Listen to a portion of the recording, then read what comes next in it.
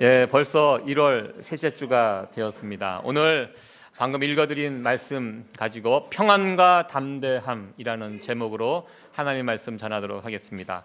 평안, 담대함. 여러분들 평안하십니까? 예, 아닌 것 같은데요. 대답하시는 거 보니까. 예, 항상 새해가 시작되면 걱정도 있고 두려움도 있고 또 올 한 해 어떻게 살아가야 할까 이런저런 생각으로 복잡한 때입니다. 우리 평안과 담대함, 우리 주님께서 우리에게 주시겠다고 약속하신 귀한 것인데요. 우리 성도님들 들어오실 때는, 이 예배당에 들어오실 때는 세상에 이런저런 일들로 인하여 짓눌리고 걱정되고 들어오셨지만, 예배드리고 나가실 때는 정말 이 평안과 담대함으로 이 자리를 일어서서 나가실 수 있는 여러분들이 됐으면 참 좋겠고요. 올 한 해 이곳에서 드려지는 예배를 통하여 이 평안과 담대함을 마음껏 누릴 수 있는 저와 여러분들, 우리 교회가 되어지기를 간절히 축원합니다. 네, 이 시간 평안과 담대함 하면 시작하면서 정말 평안하고 담대함을 누렸던 어느 할아버지 한 분 소개해 드리면서 이야기를 시작하려고 합니다. 제가 최근에 봤던 다큐멘터리 가운데 나오는 이 할아버지 모습인데요. 83세 되시는 할아버님이십니다. 수술을 앞에 두고 굉장히 어려운 수술을 앞에 두고 있는 분이신데요. 의사가 찾아와서 이런 이야기를 합니다. 할아버님, 이번 수술은 굉장히 어려운 수술이고 솔직하게 말씀드리면 수술을 하다가 영원히 깨어나지 못할 수도 있는 수술입니다. 그리고 지금 이 할아버님이 굉장히 중한 상태거든요. 모든 것이 이제 기계를 통해서 이제 생명이 유지가 되는데 생존하실 확률이 굉장히 낮습니다. 이렇게 의사가 아주 침울한 표정으로 이야기를 해 주셨습니다. 그 이야기를 듣고 이 할아버님이 이런 대답을 하십니다. 그동안 83년을 살아오면서 나는 운이 참 좋은 사람이었다고. 18살에 징병이 되어서 노르망디 상륙작전, 그때 얼마나 많은 사람들이 죽었습니까? 그 상륙작전, 그 현장에도 있었고 그때도 자기는 살아남았다고. 그동안 항상 신은 내 편이었기 때문에 그동안 지금까지 살아왔는데 이제 더 이상 기적은 없겠지. 하는 수 없지 뭐. 할 수 있는 일이 무엇? 당신이 나에게 해줄 수 있는 일이 무엇인가? 이렇게 물었습니다. 그때 의사가 진통제 처방을 해드리겠습니다. 편안해지시도록. 그런 노래 가사가 있지. 할아버지가 말씀하십니다. 누구나 천국은 가고 싶지만 죽고 싶은 사람은 없다. 이 노래 가사에 그런 가사가 있는 것 같아요. 미소를 지으면서 자, 여기까지군. 이러면서 이제 수술을 들어가셨다고 합니다. 이분이 어떻게 됐는지는 그 다음의 이야기는 모릅니다. 저는 이분의 인터뷰 기사를 이렇게 보면서 정말 어디서 이런 담대함과 평안을, 우리 찬송가 가사에도 나오죠. 죽음 앞에 겁을 내는 자여 주 예수께 다 아뢰어라. 우리가 오늘 예배 마치고 함께 부를 찬양의 가사에도 나오는데요. 그 누가 죽음 앞에 이렇게 담대한 모습으로 설 수 있을까? 이렇게 생각을 해 보았습니다. 우리가 죽으면 다 천국 갑니다. 다 알고 있습니다. 그럼에도 불구하고 이 할아버님이 말씀하신 것처럼 다 천국은 가고 싶지만 죽고 싶은 사람은 없다는 이 말, 우리에게도 해당됩니다. 여러분들 그러시죠? 천국 가고 싶지만 지금 당장 이렇게 죽는 거 원치 않으시잖아요. 제가 그동안 많은 성도님들 병실에서, 중환자실에서 그곳에 가서 기도를 하고 예배를 드린 적이 있습니다. 목사로서 그 중환자이신 분을 앞에 두고 어떤 기도를 제가 하겠습니까? 어떤 분은 살 소망이 더 이상 없는 분도 계시고요. 이제 기계의 힘으로 억지로 이렇게 이제 연명 치료하시는 분들도 계셨습니다. 그곳에 가서 제가 어떤 기도를 하겠습니까? 하나님, 우리 성도님이 이 다가오는 죽음을 잘 받아들일 수 있도록, 끝까지 믿음을 지킬 수 있도록 도와주세요. 이런 기도 못합니다. 그 상황에서 제가 할 수 있는 기도, 하나님 살려주세요. 모르잖아요. 하나님이 능력 있는 분이기 때문에 마지막 순간에도 다시 일으켜 주실 수 있는 그 하나님을 믿고 제가 그 자리에서 간절히 기도합니다. 간절히 기도하고 한 시간 정도 지난 다음에 운명하시는 분들도 계셨습니다. 그러니까 목사로서 좀 뻘쭘합니다. 제가 이렇게 기도 열심히 해갖고 다시 일어나면 얼마나 좋겠습니까?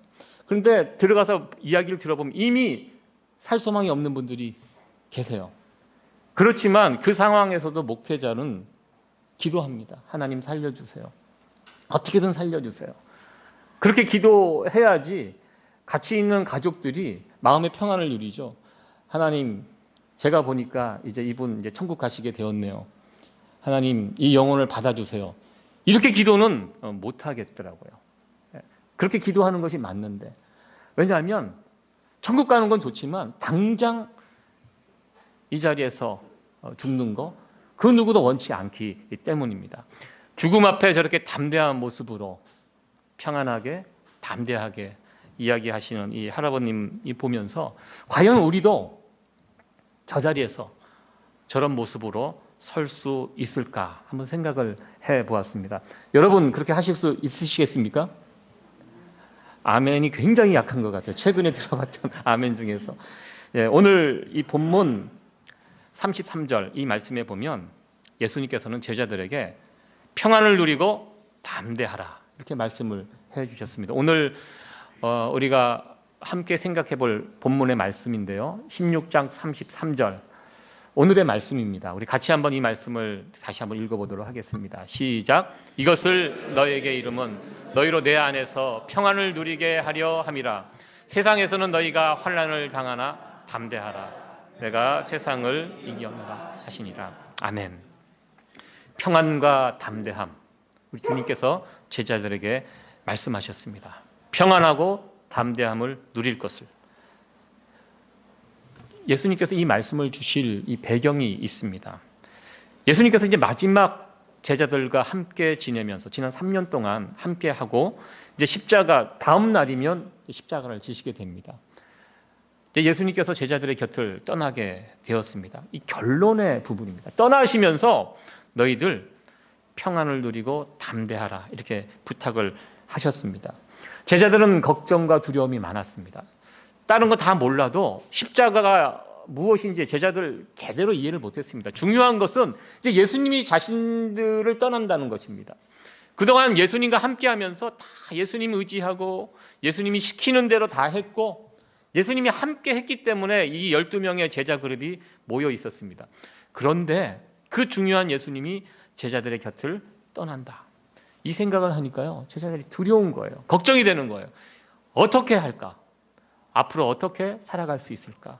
이런저런 일을 생각을 하면서 근심하며 두려워하고 있을 때 예수님께서 14장, 15장, 16장 세 장에 걸쳐서 제자들에게 말씀을 주셨는데 이 장이 성령장입니다. 보혜사 성령장입니다. 성령님이 이제 오신다는 것입니다. 내가 떠나가지만 성령님이 오셔서 그동안 예수님께서 하셨던 그 일을 그대로 하신다. 성령님이 너희와 함께 하신다. 그러니까 너희들은 평안을 하고 담대하라. 예수님께서 마지막으로 주신 처방전입니다. 제일 중요한 이 결론에 해당되는 부분입니다. 그래서 성령님과 함께 동행하는 사람들에게는 무엇이 있다면 평안과 담대함이 있다는 것입니다. 여러분들 우리가 다 예수님을 믿고 성령님과 동행하고 우리가 살아가고 있는데요. 그렇다면 나에게는 예수님께서 말씀하신 이 평안과 담대함이 있는가 없는가 한번 여러분들 조용히 여러분 자신을 돌아보시기 바랍니다. 나에게는 예수님께서 말씀하신 이 평안, 담대함 있는가? 있는 것 같기도 하고 어쩔 때는 없는 것 같기도 하고 아마 그러실 것 같은데요. 예수님께서 이 말씀을 하시면서 한 가지 말씀을 해주셨습니다. 요한복음 14장 27절에 있는 말씀인데요. 예수님이 주시는 평안과 담대함은 세상이 주는 평안과 담대함과 다르다라는 것입니다. 우리가 자칫 헷갈려 할 수 있습니다. 혼돈할 수 있습니다. 내가 지금 담대하고 평안을 누리는데 이것이 세상으로부터 오는 평안과 담대함일 수도 있고요. 아닐 수도 있다는 것입니다. 예수님이 주시는 담대함과 평안이 있고요. 세상이 주는 평안과 담대함이 있습니다. 예수님을 믿는다고 하면서 어쩌면 우리는 세상으로부터 오는 평안과 담대함을 붙들고 살아갈 수도 있다는 것입니다. 이 차이가 무엇인지 한번 생각을 해보려고 합니다. 예수님께서 말씀하셨습니다. 우리 27절 말씀 우리 같이 한번 읽어보도록 하겠습니다. 시작. 평안을 너희에게 끼치노니 곧 나의 평안을 너희에게 주노라. 내가 너희에게 주는 것은 세상이 주는 것 같지 아니하리라. 너희는 마음에 근심도 말고 두려워하지도 말라. 예수님이 주시는 평안, 담대함, 세상이 주는 것과 다르다는 것입니다. 세상이 주는 평안과 담대함이 있습니다. 사람들이 언제 평화를 누리고 담대해집니까? 세상의 평화와 담대함은 주변 환경에 의해서 결정이 됩니다. 형편과 사정이 좋아지면 평안을 누리고 담대해집니다. 지금도 마찬가지지만 제가 어렸을 때 그런 경험, 내 지갑에 돈이 두둑히 있으면 밖에 나갈 때 어깨를 펴고 당당하게 나갑니다. 근데 없으면 왠지 밖에 나가면 배고프고요, 더 힘들어지고 그래요. 세상의 환경이 우리를 평안을 누리게 하고 또 담대함을 주기도 한다는 것입니다. 세상의 평안과 담대함 특징이 여기에 있습니다. 형편과 사정이 좋으면 평안을 누리고 안 좋으면 그 평안이 깨어집니다. 최근 미국과 이란이 좀 심상치 않습니다. 금방 무슨 일이 일어날 것처럼 보였는데 이제 금방 잠잠해졌습니다. 미국이 이란의 국방부 장관입니다. 테러리스트가 아니었어요. 국방부 장관 솔레이마니라는 이름을 가진 그분을 드론을 띄워서 제거했습니다. 굉장히 끔찍한 일이 벌어졌죠. 사람이 타지 않는 이 워싱턴에서 컴퓨터 게임하는 것처럼 드론을 띄워서 미사일 공격을 해서 타고 있는 차량을 미사일로 쐈는데요. 그 안에 타고 있는 사람이 다 녹아버렸습니다. 어떻게 사람을 찾았냐면 그 국방부 장관이 끼고 있는 반지를 확인했대요. 몸은 다 녹았고 그 반지를 통해서 이 사람이 여기 탔구나, 그래서 죽었구나, 그걸 확인할 정도로 참 우리가 무서운 세상에서 지금 살고 있는데요. 그것 때문에 금방 무슨 일이 일어날 것처럼 보였습니다. 이란 국민들이 분노했고요. 장례식장에 엄청난 사람들이 모여서 또 그것 때문에 또 사람들이 압사해서 죽고, 그리고 그 광장에 붉은 기가 걸렸다고 합니다. 1000년 만에 처음으로 다시 기가 걸렸다고 합니다. 복수하겠다. 무시무시한, 그분들 복수하겠다고 마음 먹으면 무섭죠. 그런데 어떻게 되었습니까? 그 다음 이루어지는 일들 보니까 별일 없이 그냥 넘어갑니다. 왜? 미국과 붙으면 누가 이길 수 있습니까? 그 나라가 존재할 수 없는 거예요. 아무리 화가 분하지만 싸울 수가 없는 것입니다. 그러니까 이런저런 외교적인 노력으로 또 외교적인 어떤 그런 것으로 이제 풀어가고 있는 그런 모습을 보게 됩니다. 저희 아이가 지금 군에 있는데요. 이 일이 벌어지고 나서 바로 전화가 왔습니다. 애가 놀래갖고 아빠 잘못하면 끌려갈 것 같다고 지금 전화가 바로 왔어요. 지금 2,500명이 바로 해병대들이 파송이 됐고요. 자기네들이 이제 제 아들이 3월 말에 이제 끝나요. 훈련이 끝나면 부대로 배치가 되는데 부대 배치 계획이 미뤄졌대요. 바로 갈 수도 있으니까. 그리고 굉장히 무서워하더라고요. 제가 그래서 호통을 치고, 야, 네가 군인이라도 한번 갔다 와야지.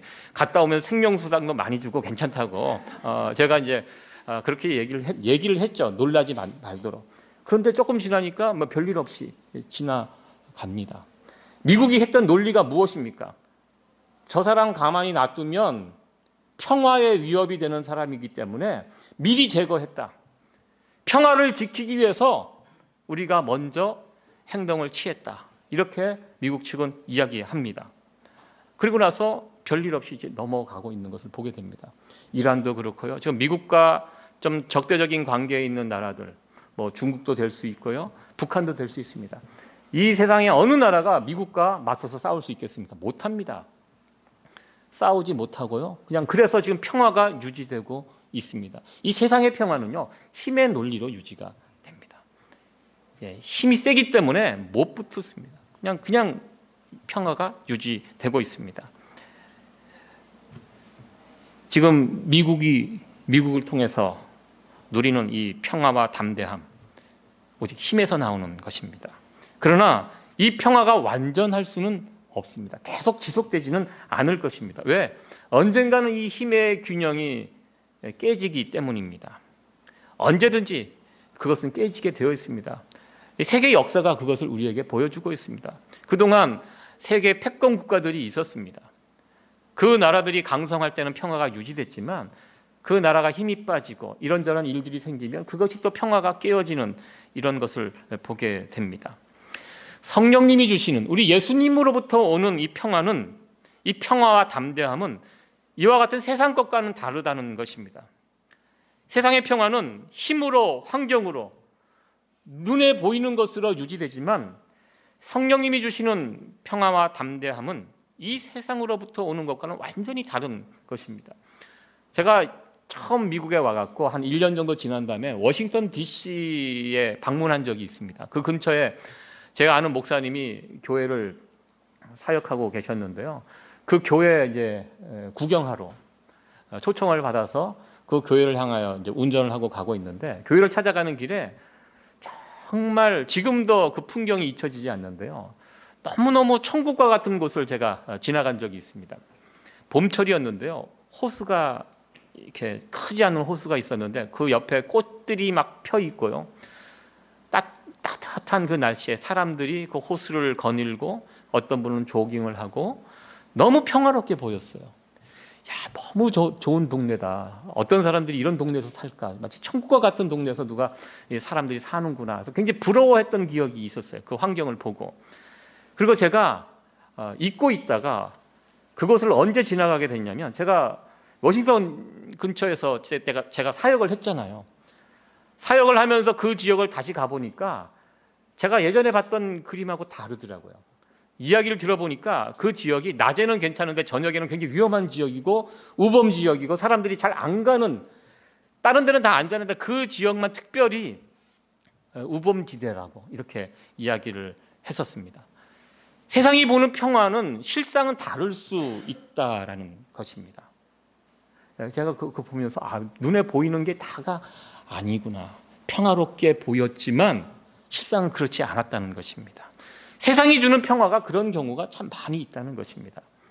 우리 주님이 말씀하시는 평안, 담대함, 우리 주님이 다르다고 말씀하셨는데요. 그렇다면 우리 주님이 주시는 평안과 담대함은 무엇일까? 주님이 주시는 평안과 담대함을 잘 표현해 주는 그림을 하나 제가 찾아봤는데요. 이 그림입니다. 성경에 나와 있는 스토리를 가지고 만든 그림이 누가 그렸는데요. 잘 그린 그림은 아닙니다. 선명하게 그려져 있어서 제가 가지고 왔습니다. 지금 풍랑이 있는 배에 저 두 사람 제자들이죠. 제자들이 막 배에 막 물이 들어오는 이 상황에서, 놀래는 상황에서 막 저러고 있습니다.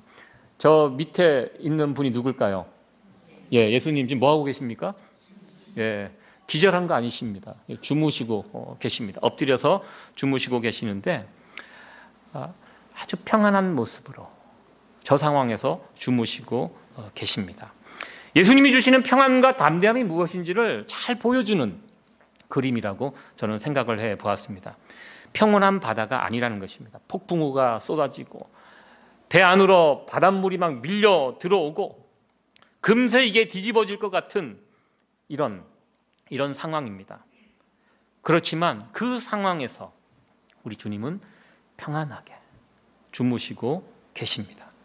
우리 주님께서 말씀하시는 평안과 담대함, 우리 주님이 주시는 평안과 담대함은 바로 이것이라는 것입니다. 파도가 잔잔해지고 먹구름이 물러가고 하늘이 해로 쨍쨍 내리쬐는 평안한 이런 상황이 아니라는 것입니다. 여전히 문제가 남아있고 폭풍이 몰려오고 상황이 안 좋지만 그럼에도 불구하고 그 속에서 누리는 평안과 담대함, 이것이 우리 주님이 주시는 평안과 담대함이라는 것입니다. 차이가 있다는 것입니다. 세상의 담대함과 평안과 우리 주님이 말씀하시는 평안과 담대함, 차이가 있다는 것입니다. 그렇다면 이 평안과 담대함을 우리가 어떻게 누릴 수 있는가?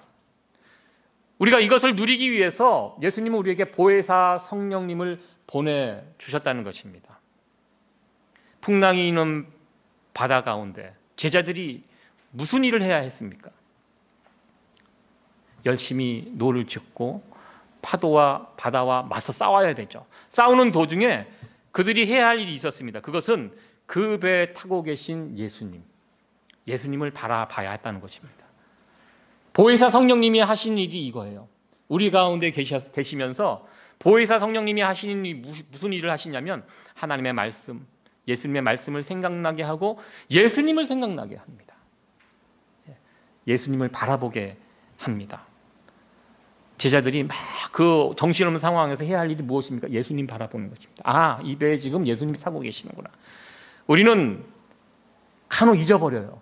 이 배에 예수님이 타고 있다는 이 사실을 너무 정신없다 보니까 막 밀려오는 파도들, 집채만한 파도들, 바람들, 그거에 정신이 팔려서 거기에 초점을 맞추고 있다 보면 막 정신없어지면 놀래고 두렵고 막 주저앉고 하게 됩니다.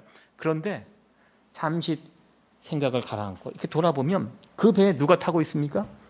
예수님이 타고 계십니다. 예수님을 바라보게 됩니다. 보혜사 성령님이 하시는 일이 무엇입니까? 바로 이 일입니다. 우리를 예수님을 바라보게끔 하시는 분, 예수님의 말씀이 생각나게 하시는 분, 보혜사 성령님이십니다. 예수님께 집중하도록 우리를 인도하십니다. 그러면서 보혜사 성령님은 우리의 속사람을 강하게 해 주십니다. 우리가 누리는 평안과 담대함은요, 이런 상황들, 환경들을 가라앉힘으로써 얻게 되는 평안과 담대함이 아닙니다.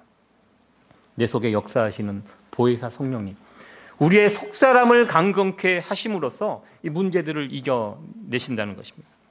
사도 바울이 이런 고백을 합니다. 내게 능력 주시는 자 안에서 내가 모든 것을 할 수 있다.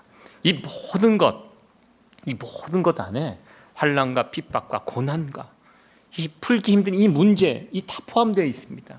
내게 능력 주시는 자, 예수님 안에서, 성령님 안에서 우리가 이 모든 것을 할 수 있다. 그래서 보혜사 성령님은요, 우리의 속사람을 강하게 해 주십니다. 이제 본격적인 겨울철이 되었기 때문에 감기 환자들이 이제 많이 있습니다. 우리의 눈에 보이지 않지만 감기 바이러스가 여기저기 떠돌아다니고 있습니다. 여러분들, 감기에 걸리지 않는 방법이 무엇입니까? 감기 바이러스 접촉하지 않도록 우리가 마스크도 쓰고 손도 씻고 사람 많이 있는 곳에 안 가고. 여러분들, 주일날 그러면 교회도 못 갑니다. 사람이 모여 있는 이 감기, 실제로 어르신들 가운데는 이 면역력이 약하신 분들은 그렇게 하시는 분들이 계세요. 근데 실제로 우리가 감기를 이기는 방법이 무엇입니까? 우리가 튼튼하면 됩니다. 비타민C 먹고, 열심히 음식 잘 먹고 튼튼하게. 그게 제일 빠른 확실한 방법입니다. 피한다고 되는 것이 아니라는 것입니다. 내가 강하면 그런 바이러스 이길 수 있습니다. 군에서 이 겨울철 되면 이 날씨가 특별히 막 영하로 떨어지고 눈이 오고 그러면, 근데 이제 아침에 일찍 새벽 6시에 기상입니다. 근데 지금은 모르겠습니다. 몇 시에 일어나는지. 제가 있을 때는 6시에 일어나서 밖에 나가서 애국가 한번 부르고 또 운동장 몇 바퀴 뛰고 했는데요. 특별히 날씨가 추우면 어떤 걸 하냐면 알통구보를 해요. 알통구보 뭔지 아시죠? 위통을 벗고, 추운데 생각만 해도 짜증납니다. 얼마나 추운데 막 알통구보하고 눈 오면 눈에 막 구르게 하고. 그런데요, 놀라운 것은 그렇게 알통구보를 하고 눈에서 구르면 감기 환자 없어요. 그렇게 추운 날에 위통 벗고 밖에서 막 뛰고 그리고 들어오면 후끈해요. 그리고 런닝 하나만 걷혀서 따뜻해요. 그러니까 군인들은 감기 환자 별로 없습니다. 그렇게 막 추워도 막 그렇게 하고, 심지어 어떤 데는 막 물속에도 막 집어넣고 막 하잖아요. 그래도 감기 안 걸립니다. 왜? 이 몸이 강하니까. 그런 감기 바이러스 넉넉히 이긴다는 것입니다. 중요한 것, 우리가 하나님 앞에 어떤 이런저런 환경을 가라앉혀 달라. 물론 그 기도해야 합니다. 정말 필요할 땐 하나님께서 개입하셔서 하십니다. 그러나 중요한 것은 예수님의 방법은 우리의 속사람을 강건케 함으로써 환경들을 이기고, 그로 인하여 우리가 평강과 담대함을 가질 수 있도록 우리 주님은 그 방법을 사용하신다는 것입니다. 오늘도 하나님의 말씀을 듣는 이 시간, 여러분 가운데 속사람이 강건해질 수 있기를 축원합니다. 보혜사 성령님은 우리 안에 거하시며 우리의 속사람을 강건케 해 주십니다. 우리가 이 속사람이 강건해지면 우리가 만나는 이런저런 어려운 일들 가운데도 평안과 담대함, 이것을 누리게 됩니다. 그리고 성령님, 세 번째로 오늘 해야 할 것은 성령님이 이 모든 일들을 하시는데요, 우리가 해야 할 일이 있다는 것입니다. 우리가 해야 할 일, 성령 충만이라는 것입니다. 예수님을 영접한 사람들은요, 다 성령님이 계세요. 지금 여러분들 안에 성령님이 들어와 계십니다. 여러분 이 사실 믿으십니까? 단지 차이가 있다면요, 어떤 사람은 성령 충만하고요, 어떤 사람은 성령 충만하지 않다는 이 차이가 있습니다. 성령님이 없지 않아요. 다 계세요. 근데 어떤 분들은 성령 충만함을 느끼는데 어떤 사람은 성령 충만함을 느끼지 못하고 있다는 것입니다. 그 차이가 무엇일까 생각을 해봤습니다. 성령 충만은요, 하나님께서 주고 싶은 사람에게 아무나 주는 거 아니에요. 성령 충만을 사모하고 성령 충만을 위해서 우리가 해야 할 일이 있다는 것입니다. 그 일을 안 하면 성령 충만 안 할 수 있어요. 성령 충만은 어떻게 보면 옵션이에요. 우리 신앙생활은. 우리의 구원의 문제는 반드시, 구원의 문제는 하나님께서 하세요. 처음부터 끝까지 다. 우리가 그 일에 개입할 수 있는 일이 없습니다. 그래서 구원은 선물이에요. 근데 성령 충만은요, 사모하는 자들에게만 임합니다. 그냥 어느 날 일어나니까 내가 성령 충만하게 되었다. 여러분들 그런 경험 해보신 적 있으십니까? 어젯밤 잠을 잘 자고 일어났는데 일어나 보니까 성령 충만해져 있어요. 혹시 여러분들 그런 경우 있으십니까? 내가 어제 저녁에 가족들하고 식당에 가서 맛있는 고기 든든히 먹고 와보니까 성령 충만해져 있어요. TV를 통해서 재미있는 드라마를 봤는데 드라마를 보고 일어나는데 성령 충만해졌어요. 이런 거 경험 한 번도 못했을 것입니다. 성령 충만, 그냥 아무에게나 주는 거 아니라는 것입니다. 우리가 성령 충만을 위해서 해야 할 일이 있다는 것입니다. 첫 번째, 세 가지를 간단하게 살펴보겠는데요. 우리가 성령 충만을 하기 위해서 해야 할 것, 회개입니다. 우리 가운데 죄가 있으면요, 평안과 담대함이 깨어지게 됩니다. 다윗은 사울에게 쫓겨다녔던 그 광야 시대, 광야에서 10년 넘게 살았는데요, 다윗에게 목숨이 위태할 정도로 쫓겨다니는 그 시절에는요, 오히려 평안을 누리고 담대했습니다. 다윗은 그랬습니다. 그런데 그 모든 광야 생활이 끝나고 왕궁에 들어갔을 때, 모든 것이 다 해결되고 평안한 왕궁에 들어갔을 때 다윗은 이 평안과 담대함이 깨어진 것을 보게 됩니다. 밧세바를 범하고 자신의 충신 우리아를 죽이고 난 다음에 다윗이 어떻게 됐습니까? 평안함이 깨어졌습니다. 담대함이 사라졌습니다. 이사야 57장 21절 말씀 같이 한번 읽어보도록 하겠습니다. 시작. 내 하나님의 말씀에 악인에게는 평강이 없다 하셨느니라. 아멘. 악하게 살면요, 성령 충만할 수가 없습니다. 착하게 사셔야 됩니다. 우리 새해를 들면서 같이 한번 서로에게 축복의 덕담을 서로 나눴으면 좋겠습니다. 착하게 살자. 네. 착하게 사셔야지 성령 충만할 수 있습니다. 악하게 살면서 성령 충만할 수 없습니다. 아무리 노력을 해도. 하나님 앞에 이런저런 죄를 짓고 사람들에게 힘들게 하고 악을 행하면서 성령 충만한다, 이거 거짓말입니다. 하나님은 그런 사람들에게 성령 충만 주지 않는다는 것입니다. 착하게 살고 흠이 있으면 하나님 앞에서 실수했고 사람들 앞에 어떤 이런저런 잘못이 있으면 돌이키고 회개하고 하나님하고 관계, 사람들과 관계를 풀 때, 그럴 때 성령 충만이 우리에게 임하게 된다는 것입니다. 두 번째는 기도입니다. 우리 성령 충만을 하기 위해서 기도해야 됩니다. 기도의 주제가 참 광범위한데요, 오늘 말씀에 이게 좁혀서 생각을 하면 기도가 무엇입니까? 기도하면 우리는 예수님을 생각하게 됩니다. 기도하면 배 안에 편안하게 잠들어 계시는 예수님의 얼굴이 내 앞에 나타납니다. 기도하지 않으면 주변 환경들만 보여요. 나를 덮쳐오는 산더미 같은 파도만 보입니다. 어떻게 하지? 근심하고 주저앉게 되는데, 그러나 이 모든 것을 뒤로하고 무릎 꿇고 기도하는 그 순간 평안히 잠들어 계시는 그 주님, 담대한 그 주님의 모습이 내 앞에 떠오르게 됩니다. 우리는 기도할 때마다 어느새 평안과 담대한 사람으로 바뀌게 되는 것을 우리는 경험하게 됩니다.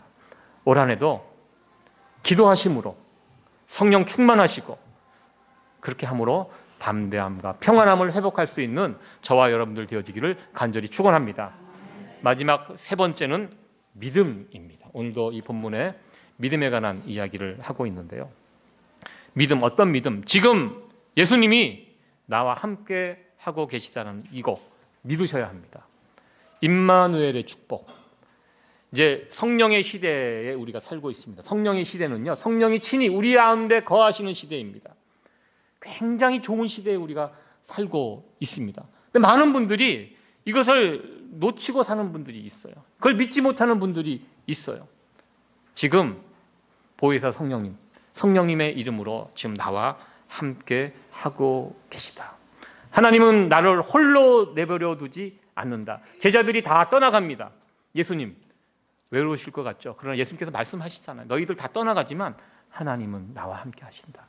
외롭지 않다. 나는 그래서 평안과 담대함을 여전히 예수님처럼 지금 힘들고 어려운 순간을 지금 통과하는 분이 어디에 있습니까? 오늘 본문에 보면 정말 힘들 때이거든요.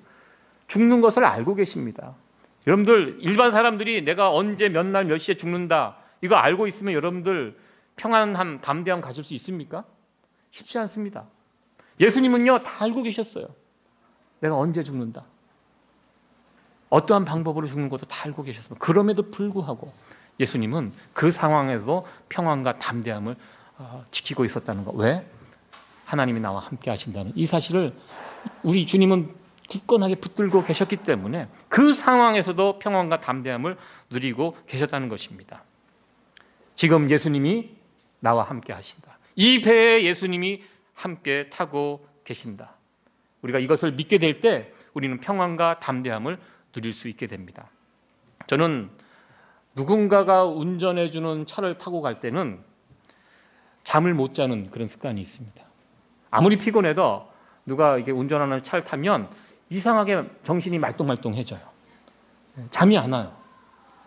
왠지 불안해하는 것 같습니다. 그분이 운전을 아무리 잘해도 다른 사람이 타는 운전해주는 차를 타면 그렇습니다. 근데 저희 아이들은요 달라요. 저희 아이들은 어렸을 때 뒷자리에 타고 가면 운전을 하고 이렇게 가다 보면 어느새 깊이 잠들어 있어요. 무슨 뜻입니까? 운전하는 나를 믿는 것입니다. 엄마 아빠 함께 있고 제가 운전을 하니까 뒤에서 깊게 새건새건 잡니다.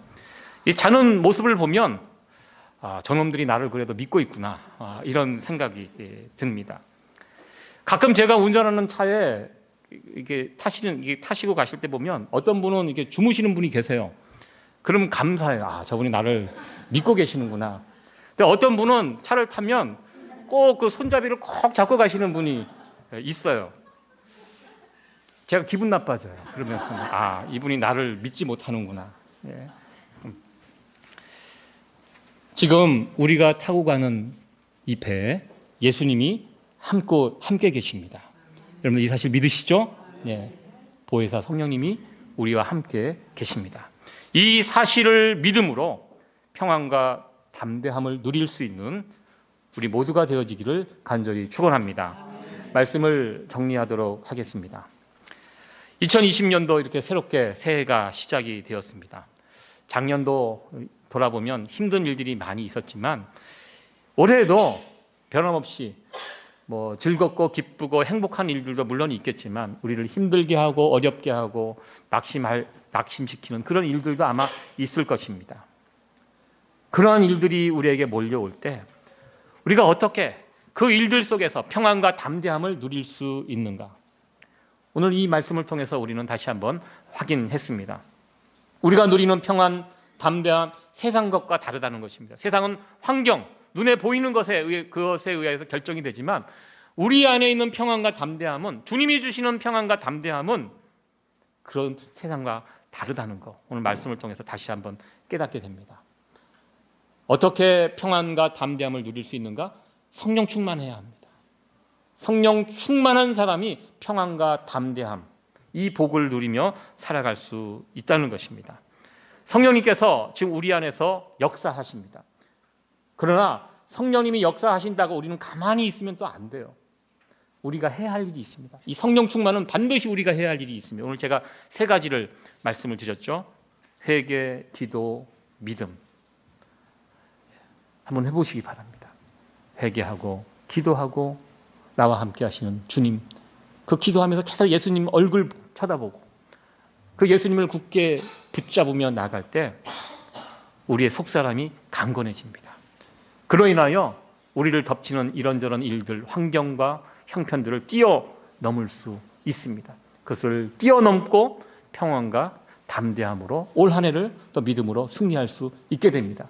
이 귀한 은혜가 저와 여러분 가운데 함께 하기를 간절히 축원합니다. 네, 기도하시겠습니다.